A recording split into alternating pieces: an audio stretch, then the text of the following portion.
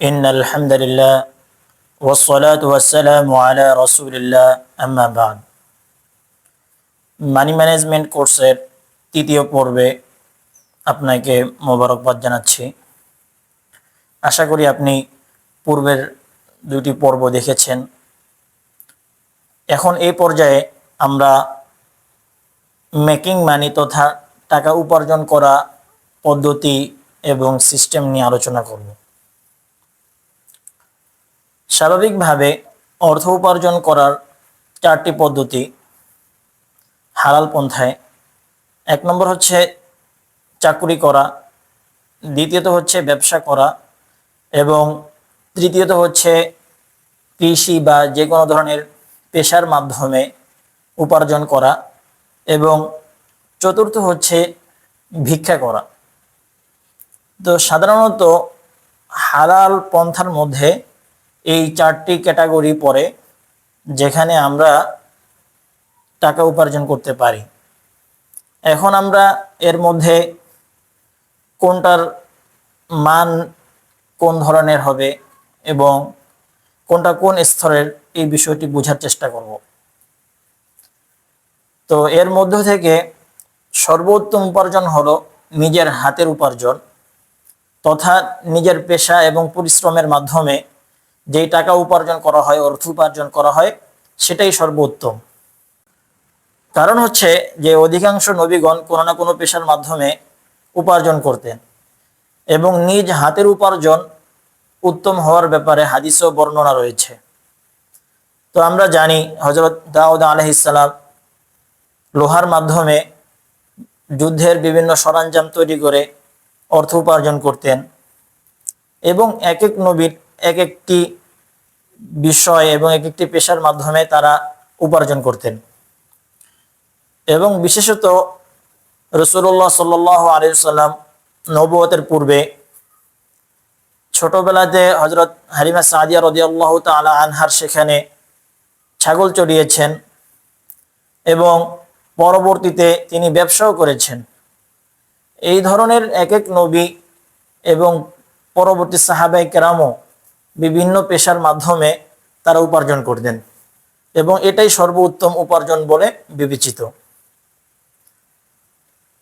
তাই আমাদের একাধিক হার্ড স্কিল এবং পাশাপাশি সফট স্কিল শিক্ষা করা খুবই জরুরি, যেন আমরাও বিভিন্ন কাজের মাধ্যমে নিজের পরিশ্রমের মাধ্যমে এবং মেধা খাটিয়ে হালাল পন্থায় উপার্জন করতে পারি। বিশেষ করে অবসর সময়গুলোকে নষ্ট না করে সেই সময় নতুন নতুন স্কিল শেখার চেষ্টা করতে হবে। যদি আমরা একাধিক হার্ড স্কিল আয়ত্ত করতে পারি এবং সেই হার্ড স্কিল সংক্রান্ত যে সফট স্কিলগুলো প্রয়োজন সেগুলোকে আমরা অর্জন করতে পারি, তাহলে ইনশাআল্লাহ আমরাও অর্থনৈতিকভাবে অনেক বেশি সমৃদ্ধি অর্জন করতে পারবো এবং হালাল পন্থায় অনেক বেশি উপার্জন করতে পারবো।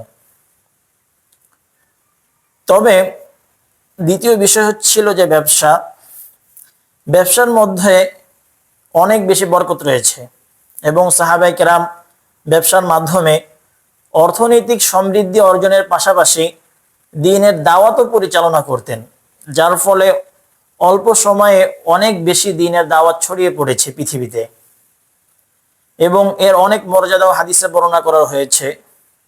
যেমনইভাবে রাসূলুল্লাহ সাল্লাল্লাহু আলাইহি ওয়াসাল্লাম ইরশাদ করেন, আত-তাজিরুস সাদুকুল আমিন মা'আন নাবিয়্যিনা ওয়াস-সিদ্দীকিনা ওয়াশ-শুহাদাই ওয়াস-সালিহিন, যে একজন সত্যবাদী এবং সৎ আমানতদার ব্যবসায়ী কিয়ামতের দিন নবীগণ, সিদ্দীকিন, শহীদ এবং নেককার বান্দাদের সাথে তাদের হাসর হবে। এটা কত বড় একটি নিয়ামত! এজন্য এই ব্যবসার মধ্যে আল্লাহ তাআলা অনেক বেশি বরকত রেখেছেন এবং একজন সৎ ব্যবসায়ী, সত্যবাদী ব্যবসায়ীর জন্য অনেক বড় মর্যাদাও রয়েছে। বিধায় আমরা এই প্রফেশনটাকেও গ্রহণ করতে পারি। তবে আমাদের দেশে মৌলিক সমস্যা হলো যে ব্যবসা তো সকলে করতে চায় এবং এর মাধ্যমে অর্থনৈতিক স্বাধীনতা ও সমৃদ্ধি অর্জন করতে চায়, কিন্তু ব্যবসা নিয়ে পড়াশোনা করা এবং কারোর দিক নির্দেশনা নিয়ে একটু ভালোভাবে বুঝার চেষ্টা কেউই করে না। কেউ ব্যবসা নিয়ে পড়াশোনাও করতে চায় না এবং কারো কাছ থেকে দিক নির্দেশনা নিতেও চায় না, যার কারণে অধিকাংশ ব্যবসায়ী অল্প কিছুদিনের মধ্যেই তাদের আগ্রহ হারিয়ে ফেলে এবং ব্যবসার লস করার কারণে পথে বসে যায়। আর যদি কোনোভাবে মোটামুটিভাবে চালিয়ে নিতেও পারে, সেক্ষেত্রে তারা কোনো রকম ব্যবসাটাকে টিকিয়ে রাখার চেষ্টা করে, কোনো রকমভাবে চালিয়ে নেওয়ার চেষ্টা করে। ব্যবসার মাধ্যমে একটি ব্র্যান্ড দাঁড় করানো অথবা অনেক বড় কিছু অর্জন করা, এটা কখনোই হয়ে ওঠে না। তাই যাদের ব্যবসা করার আগ্রহ আছে এবং তারা এটাকে পছন্দ করেন, তাদের জন্য আমার আবেদন থাকবে যে প্রথমত ব্যবসাটাকে শুধুমাত্র নিজের আর্থিক সমৃদ্ধির জন্য না নিয়ে এটার মাধ্যমে সমাজের উপকার হবে এবং দ্বীনের উপকার হবে এবং দ্বীনের একটা দাওয়া হবে, এই বিষয়গুলোকে সামনে রেখে ব্যবসাকে গ্রহণ করা যেতে পারে। সাথে সাথে কিছু ব্যবসা নিয়ে পড়াশোনা করা এবং যারা বর্তমানে ট্রেনার আছেন এবং দিক নির্দেশনা দিচ্ছেন, তাদের কাছ থেকে কিছুটা পরামর্শ নেওয়াটা আমাদের জন্য অনেক বেশি উপকারী হবে ইনশাআল্লাহ। আর চাকরির মাধ্যমে হালাল পন্থায় উপার্জন করাটাও মন্দ নয়, কারণ ব্যবসা আসলে সকলের জন্য নয়। ব্যবসার মধ্যে রিস্ক থাকে এবং সেখানে ঝুঁকি নিতে হয়, সেখানে অনিশ্চয়তা থাকে, অনেকগুলো বিষয় নিয়েই ব্যবসা। তাই সকলে যে ব্যবসায়ী হতে হবে এটাও জরুরি নয়। সেক্ষেত্রে হালাল পন্থায় এবং হালাল চাকরি করার মাধ্যমে উপার্জন করাটাও ভালো একটি উপায় হতে পারে। তবে এই চাকরির মাধ্যমে অর্থনৈতিক সমৃদ্ধি এবং স্বাধীনতা অর্জন করাটা দুষ্কর। সাধারণত এটা হয়ে ওঠে না, যেহেতু চাকরির মধ্যে সময়ের সীমাবদ্ধতাও আছে, সাথে সাথে নিজের উপার্জনের একটা সীমাবদ্ধতা আছে। এই জন্য সেখানে সমৃদ্ধি এবং স্বাধীনতা অর্জন করাটা অনেক দুষ্কর। তবে সেই ক্ষেত্রে চাকরির মধ্যে কিছুটা নিশ্চয়তা থাকে এবং সেইভাবে একটি প্রতিদিনের রুলস এবং কমফোর্ট জোনের মধ্যে থাকা যায়। তো সেক্ষেত্রে যে বিষয়টি লক্ষণীয় সেটা হচ্ছে যে অনেক ক্ষেত্রে দেখা যায় যে চাকরির কারণে দিনের পথে চলাটাও কষ্টকর হয়ে যায়। তো এই বিষয়টা লক্ষ্য রাখতে হবে যে হারাম কাজের সাথে সম্পৃক্ত এমন কোনো চাকরি করার কোনো সুযোগ এবং বৈধতা শরীয়ত দেয় না। তাই হারাম কাজের সাথে সম্পৃক্ত এমন কোনো চাকরি করা যাবে না।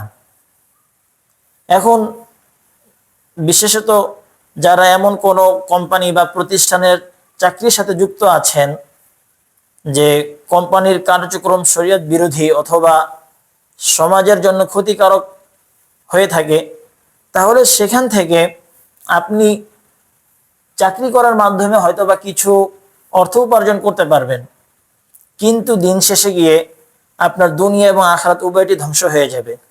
আপনার দুনিয়াতেই বিভিন্ন ধরনের পেরেশানি এবং নিজের মধ্যে অস্থিরতা কাজ করবে এবং আপনার সেই চাকরির মাধ্যমে হইতে পারে যে আপনার নিজের পরিবারের ক্ষতি হতে পারে, সাথে সাথে আখিরাতের শাস্তি অবশ্যই আছে।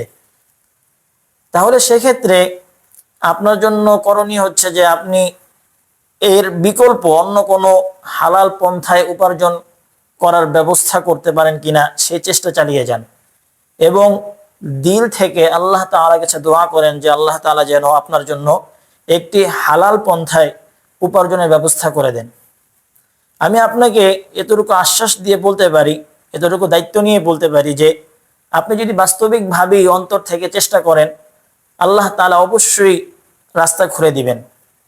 কারণ আল্লাহ তাআলা কোরআনে কারীমের মধ্যে ইরশাদ করেন, ওয়াল্লাযীনা জাহাদু ফীনা লানাহদিয়ান্নাহুম সুবুলানা, যে ব্যক্তি আমার পথে আসার জন্য চেষ্টা করবে, যে ব্যক্তি শরীয়তের পথে চলার জন্য চেষ্টা করবে, আমি অবশ্যই তার জন্য একাধিক রাস্তা খুলে দেব। তো আল্লাহ তাআলা অবশ্যই আপনার জন্য রাস্তা খুলে দেবেন যদি আপনি আন্তরিকভাবে চেষ্টা করেন এবং নিজের সর্বোচ্চ দিয়ে চেষ্টা করেন তাহলে আল্লাহ তাআলা অবশ্যই আপনার জন্য হালাল পন্থায় উপার্জনের ব্যবস্থা করে দিবেন ইনশাআল্লাহ। এবং সর্বশেষ ভিক্ষা করা, এই বিষয়টি আনার কারণ হচ্ছে যে এটা নিয়ে আমাদের কিছুটা জানার প্রয়োজন আছে বলে আমি মনে করি, তাই এই বিষয়টি যুক্ত করা। সেটা হচ্ছে যে যদিও বা কিছু কিছু মানুষের জন্য ভিক্ষা করা জায়েজ, যারা অর্থনৈতিক দৈন্যতা এবং সংকটের মধ্যে আছে, তার উপার্জন করার কোনো সুযোগও নেই, সেক্ষেত্রে তাদের জন্য শরীয়ত অনুমতি দিয়েছেন। কিন্তু ভিক্ষা করা থেকে শরীয়ত অবশ্যই অনুৎসাহিত করেছে যে যার একটু সামর্থ্য আছে, সুযোগ আছে, সে যেন ভিক্ষা না করে, বরং নিজের কষ্ট করে নিজের পরিশ্রমের মাধ্যমে যেন সে উপার্জন করার চেষ্টা করে। আর এই বিষয়ে আলোচনা করার সবচেয়ে বড় উদ্দেশ্য হচ্ছে এটা যে বর্তমানে ভিক্ষাবৃত্তি বাণিজ্যিক রূপ ধারণ করেছে। এর মধ্যে বিশাল বড় একটা টিম থাকে এবং তারা বিভিন্ন দিন বিভিন্ন জায়গাতে বসে ভিক্ষা করে। দেখা যায় যে ভিক্ষুকদের অনেক অর্থ করিও থাকে এবং তাদের অনেকের বাড়িঘরও আছে, বড় বড় দালাল কোঠাও আছে। তো সেক্ষেত্রে যাদের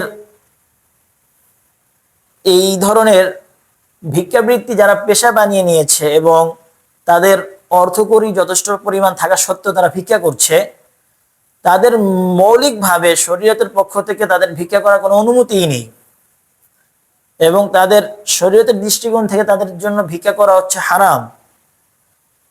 শুধু তাই নয়, বরং যারা এই ধরনের পেশা বানিয়ে নিয়েছে এবং তাদের চলার মতো, একদিন পরিমাণ চলার মতো তাদের অর্থকড়ি আছে, তা সত্ত্বেও তারা ভিক্ষা করে, তাদেরকে ভিক্ষা না দেওয়াটাই উচিত। এই জন্য এই বিষয়টাকে আমরা একটু লক্ষ্য রাখবো, যাদেরকে দান করছি তারা কি বাস্তবিকভাবেই অভাব অনটনে আছে নাকি না সেটা তার ব্যবসা এবং সেটা তার একটা অর্থ উপার্জনের মাধ্যম বানিয়ে নিয়েছে, এই বিষয়টি যথাসম্ভব আমরা লক্ষ্য করার চেষ্টা করব। তবে সেক্ষেত্রে কি আমরা কাউকে দান করব না বা সকলকে কি ফিরিয়ে দিব না, বিষয়টা আসলে এমন না। বরং যে সমস্ত মানুষ স্বাভাবিকভাবেই অর্থনৈতিক সংকটে রয়েছে কিন্তু সংকোচ বোধ করার কারণে কারো কাছে উপস্থাপন করতে পারে না, তাদেরকে খুঁজে তাদের জন্য খোঁজ করে খোঁজ খবর রেখে তাদেরকে সহযোগিতা করা, এটা শরীয়তের অনেক বড় একটি উত্তম এবং ভালো কাজ এবং সাথে সাথে সেখানে অনেক বড় সওয়াব রয়েছে। কারণ হচ্ছে যে তারা নিজের আত্মমর্যাদা বোধের কারণে মানুষের কাছে বলতে পারে না। তো সেক্ষেত্রে আমরা অনেক সময় মনে করি যে তাদের বোধহয় প্রয়োজন নেই, এই জন্য তারা আমাদের কাছে বলছে না, প্রয়োজন থাকলে তো অবশ্যই বলতো। কিন্তু না ভাই, বরং তাদের বাস্তবিক যাদের সমস্যা তাদের খোঁজ খবর রাখা, এটা শরীয়তে অনেক বড় একটি সওয়াবের কাজ। এবং বিশেষভাবে যারা দ্বীনের কাজের সাথে লিপ্ত আছেন এবং দ্বীনের কাজের মধ্যে নিজেকে নিয়োজিত করে রেখেছেন, যার কারণে তারা অন্য কোনো উপার্জনের ব্যবস্থা করতে পারছে না, তাদের খোঁজ খবর রাখা, তাদেরকে আর্থিক সহযোগিতা করা, এটা অনেক বড় একটি কাজ এবং এর মাধ্যমে আপনি ইনশাআল্লাহ সদকা জারিয়ার সওয়াব পেতে থাকবেন। তাই এই দুই শ্রেণীর মানুষকে খুঁজে খুঁজে তারা কোথায় আছে এভাবে খোঁজ খবর নিয়ে আমরা তাদের জন্য যতটুকু সম্ভব অর্থনৈতিকভাবে তাদেরকে দান করার চেষ্টা করব, তাদের পাশে দাঁড়ানোর চেষ্টা করব। কিন্তু যারা ভিক্ষাবৃত্তিকে পেশা বানিয়ে নিয়েছে তাদেরকে যত সম্ভব আমরা অ্যাভয়েড করার চেষ্টা করব ইনশাআল্লাহ। তো এখানে একটা সংশয় নিরসন করাটা অত্যন্ত গুরুত্বপূর্ণ বলে মনে করছি। এই বিষয়টি একটি প্রশ্ন আমাদের সমাজে এখন বর্তমানে অনেক বেশি শোনা যায় যে ব্যবসা উত্তম নাকি শিক্ষকতা উত্তম, কোনটা উত্তম পেশা? তো স্বাভাবিকভাবেই এই প্রশ্নটা আপনারা হয়তো বা আপনারাও শুনে থাকবেন। তো সেক্ষেত্রে সাধারণত বলে যে ব্যবসার অনেক ফজিলতের কথা শুনিয়ে তারা বলতে চায় যে ব্যবসাই উত্তম, শিক্ষকতা উত্তম পেশা না। কিন্তু আমি বলতে চাই যে দেখুন, ব্যবসার অনেক ফজিলত আছে এবং এর গুরুত্ব অপরিসীম। কিন্তু রাসূলুল্লাহ সাল্লাল্লাহু আলাইহি ওয়াসাল্লাম ইরশাদ করেছেন, ইন্নামা বুইসতু মুআল্লিমা, অর্থাৎ আমি শিক্ষক হিসাবে প্রেরিত হয়েছি। এবং সূরা আলে ইমরানের 164 নম্বর আয়াতের মধ্যেও আল্লাহ তাআলা ইরশাদ করেন, আউযু বিল্লাহি মিনাশ শাইতানির রাজীম, লাকাদ মান্নাল্লাহু আলাল মুমিনিনা ইয বা'আথা ফীহিম রাসূলাম মিন আনফুসিহিম ইয়াতলু আলাইহিম আয়াতিহি ওয়া ইউযাক্কিহিম ওয়া ইউআল্লিমুহুমুল কিতাবা ওয়াল হিকমা। এখানে রাসূলুল্লাহ সাল্লাল্লাহু আলাইহি ওয়াসাল্লামের 4টি দায়িত্ব বা মৌলিক কাজের কথা বর্ণনা করেছেন, যে আল্লাহ তাআলা রসুলকে প্রেরণ করার মাধ্যমে মুমিনদের উপরে দয়া করেছেন, অনুগ্রহ করেছেন, যিনি আমাদেরকে কোরআনে কারীম তেলাওয়াত করে শোনাবেন এবং আমাদেরকে আত্মশুদ্ধির পথ দেখাবেন, সাথে সাথে ইউআল্লিমুহুমুল কিতাবা ওয়াল হিকমা, যিনি কিতাব এবং হিকমত আমাদেরকে শিক্ষা দিবেন। তো এর মাধ্যমে বোঝা যায় যে রাসূলুল্লাহ সাল্লাল্লাহু আলাইহি ওয়াসাল্লাম একজন শিক্ষক ছিলেন। তো শিক্ষকতার পেশাকে ছোট করে দেখার কোনো সুযোগ আমি মনে করি নাই। বিশেষ করে যারা দ্বীনি শিক্ষার সাথে জড়িত আছেন তাদেরকে ছোট মনে করার কোনো সুযোগ নেই, যে তারা ব্যবসা না করে কেন শুধুমাত্র দ্বীনি শিক্ষার সাথেই জড়িত থাকবেন। বরং যারা এই শিক্ষার সাথে জড়িত আছে তাদের জন্য এই শিক্ষাটা এবং এই দ্বীনের শিক্ষার সাথে জড়িত থাকাটা অনেক বড় একটি নেয়ামত আল্লাহ তাআলার পক্ষ থেকে। এবং এরা হচ্ছে রাসূলুল্লাহ সাল্লাল্লাহু আলাইহি সাল্লামের ওয়ারিস, তাই এই বিষয়টাকে ছোটভাবে দেখার কোনো সুযোগ নেই। তবে যারা এই তুলনা করে ব্যবসাকে প্রাধান্য দিতে চায় তারা হয়তো বা দুনিয়াবী শিক্ষা এবং ব্যবসার মধ্যে তুলনা করেন। যেহেতু আমাদের বর্তমানে জেনারেল এডুকেশন সিস্টেমের মধ্যে মৌলিক উদ্দেশ্য হচ্ছে নিজের ক্যারিয়ার গঠন করা, টাকা উপার্জন করা, এবং পাশাপাশি হচ্ছে সমাজের সেবা করা। তো সেক্ষেত্রে সেই তুলনায় যদি আমরা লক্ষ্য করি তাহলে হয়তো বা কিছুটা সত্য যে একজন শিক্ষক সে আর কত টাকা উপার্জন করতে পারবে, অথচ পক্ষান্তরে যদি কেউ ব্যবসা করে সে অনেক বেশি অর্থকরী উপার্জন করা তার সুযোগ আছে। কিন্তু তারপরেও শিক্ষকের অবদান অপরিসীম। সে এবার যদি সে ভালো কিছু শিক্ষা দিয়ে থাকে, শরীয়ত বিরোধী কোনো কিছু শিক্ষা না দেয়, তাহলে তারও অবস্থান এবং তারও সম্মান অবশ্যই অনেক বেশি।